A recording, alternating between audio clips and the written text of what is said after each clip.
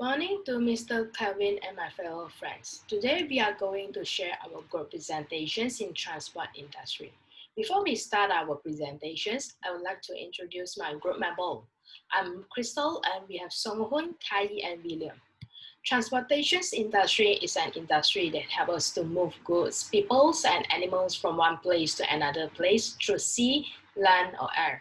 It included cargo trucking, air and express delivery service, cruise liner, railways, travel airliners, freight railways, and municipal transportation company. All these companies will ship the goods, people or animals locally or internationally. Before 1600, people used animals such as horses and others to travel and move goods to another place through land. People also made ships and boats to travel, trade, and export to sea. In those days, people realized that travel through land was very dangerous and difficult, so people will live near to the coast. In the 1600s, people started to use the water transportations to ship the agricultural products to another place. In 1800s, people started to build railroads. Places with railroads started to develop and more goods from all around the country started to deliver to those places with railroads. In 1900s, transportation industry became more developed with the new airplanes and automobile launch. In the modern era, we have a lot of company in transportation industry, and every company will have numbers of employees. As a huge and complicated industry, they will have their own way to manage the company. Next, I will pass to Song Hoon to continue our presentations. Greeting to Mr. Kelvin and my classmates. My name is Lee Song-hoon. I'm going to present about strategic management in transportation industry, specifically about multimodal transport management and strategizing about risk management. First, by establishing the strategic management as of the multimodal transport management is required to ensure the efficient and effective management of the transportation, which eventually is perceived as the competitive advantage of the respective organization in the transportation industry. Implementation of the multimodal transport management is expected to create harmonization of the movement coordination along with the chain of the organizational factor that ultimately result in satisfying the demand of the transportation industry as it forms tendency of improvement through better forecasting the demand. Multimodal transport management is referred to as the utilization of at least two different types of transport for the delivery to assigned places around the world. As it is an integrated version in logistic management, it utilizes various types of organizing functions to reduce excessive cost by reducing the unnecessary cost that had been entailed in the services more than the cost of components of the logistics. By focusing truly on the desires of the consumers, the management would be able to forecast their desires and needs in the uncertainty.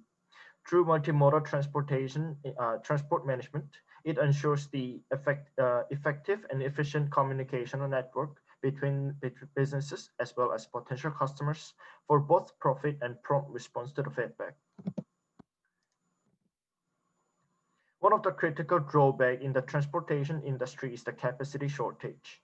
Capacity shortage is referred to as the shortfall that occurs between the required operating capacity and the actual amount of operating capacity the system can provide.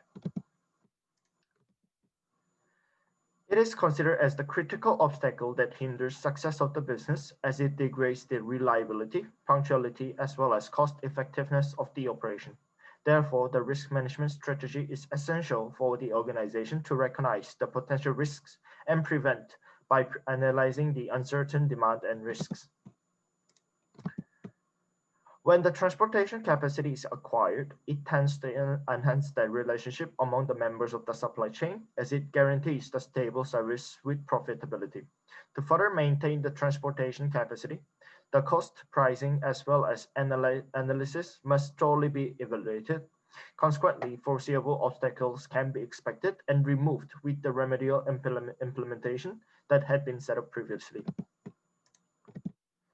However, there exists no right strategy as there are too many contingencies that the external environment controls.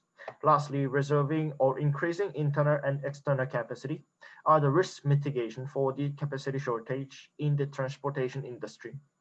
In order to do so, the decision makers must stay alert on the potential risks, service satisfaction, cost of operation based on the external environment.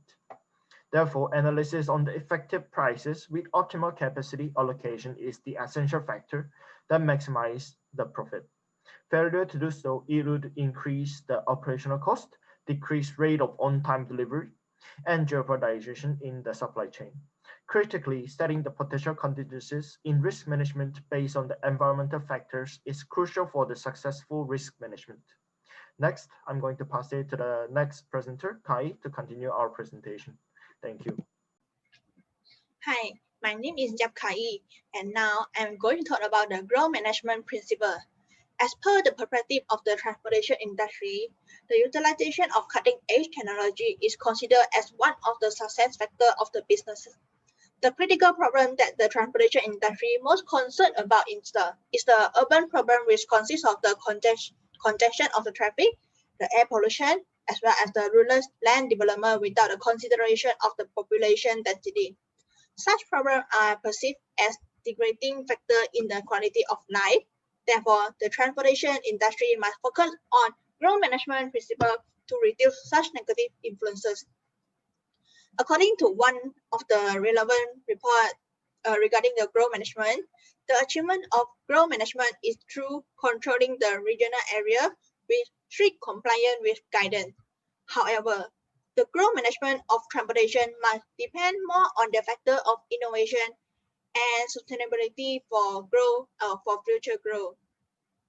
As to successfully adapt the growth management principle in the transportation industry, the concept of new urbanism must be harmonizable with urban reconstruction strategy to achieve consistent market demand. The concept of the new urbanism must be blended into the growth management of the transportation industry to ensure an increase in the efficiency of the operation.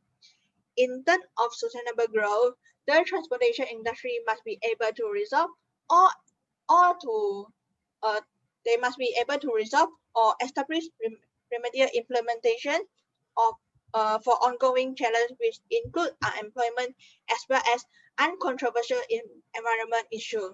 Now, I am going to talk about the lean control. Lean control is known as one of the most influential business control which improves the quality of the product or services while minimizing the operation waste. Initially, lean operation was focused on the improvement of the manufacturing operation. However, the focus had been diversified to various sectors of operation, including the research and development, the ordering processes, and other in-office processes. According to the research regarding the adoption of lean control in the transportation industry, the implementation of the lean principle in third-party logistics, which is the TPL, was found rigorous. Particularly for the logistics industry, the implementation level of philosophy implies that the employees of the organization are aware of the long-term goal. It also proved that the internal operating system had its capability to further develop in terms of performance. TPL were highly involved with the flow of the logistic operation, utilizing a pool system, leverage of workload, standardized of work system, as well as backup implementation for possible operation risks. The transportation industry was encouraged to seek several principles of lean that they lacked, especially for TPL, were suggested to improve in organization management, specifically in terms of leadership, teamwork, and understanding of the organization. For the success of TPL, government support is essential for the development of the transportation industry. Along with the government support, the industry must add more value to the delivery, provide private services, develop the partnership, and increase the relationship with customer through raising the cooperativity.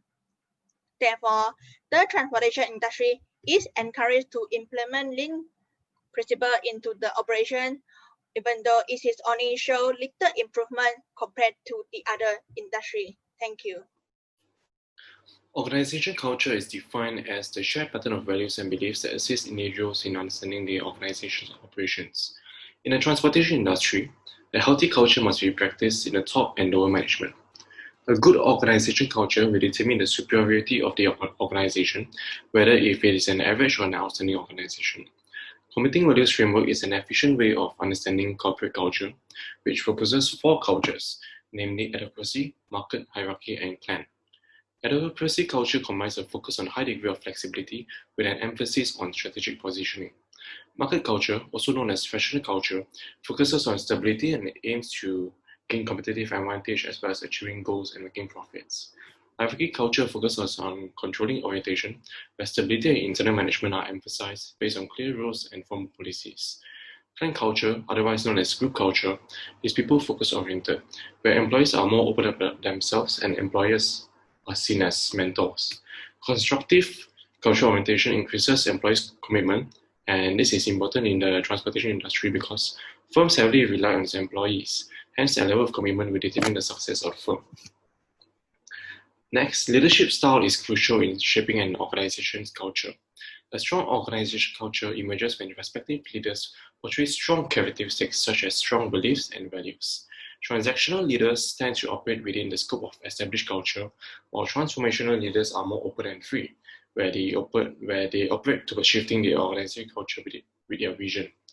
The difference in leadership styles represent an ongoing interplay where the leader shapes organizational culture or is shaped by the existing culture. Hence, it can be concluded that the organization culture has a positive correlation with leadership behavior. Next, organization culture affects logistic capabilities. In the transportation industry, logistic capabilities are seen as a major source of competitive advantage. Thus, it is focused to improve the efficiency of the firm. Organization culture was analyzed on the basis of employee orientation, customer orientation, innovativeness, social responsibility, and systematic management and control. All in all, a good organizational culture has shown to have a positive effect on logistic capabilities. Moving on to the environmental challenges, the first challenge faced is air pollution. Motor vehicles emit exhaust fumes that is capable of harming the ecosystem, including humans and animals. Also, it is found that the exposure to PM2.5 and PM10 decreases human life expectancy by 8.6 months. Furthermore, pollutants and other greenhouse gases emitted by motor vehicles will diminish the air quality and pollute the water reserves of Earth. It also leads to another severe problem of global warming. The transportation industry also causes land consumption and landscape damage. Its development requires a large utilization of space, which in turn damages the environmental heritage. Forestry, agriculture, and natural reserves will be replaced, while areas adjacent to it may not be suitable for a variety of activities. Besides, corridors of land with pipelines carrying hazardous materials must be kept undeveloped for safety purposes, even though it does not cause direct land consumption. Hence, a restriction of movement in the area will affect the quality of life and functional integrity of ecosystems. The last challenge faced by the transportation industry is the noise pollution. According to the WHO, traffic noise is considered as a severe public health problem and is caused by the road, sea, and air traffic. Noise pollution is most obvious in airports, and it affects not only humans but also birds that reside in nearby areas by causing discomfort and stress. I'll pass this on to the next speaker.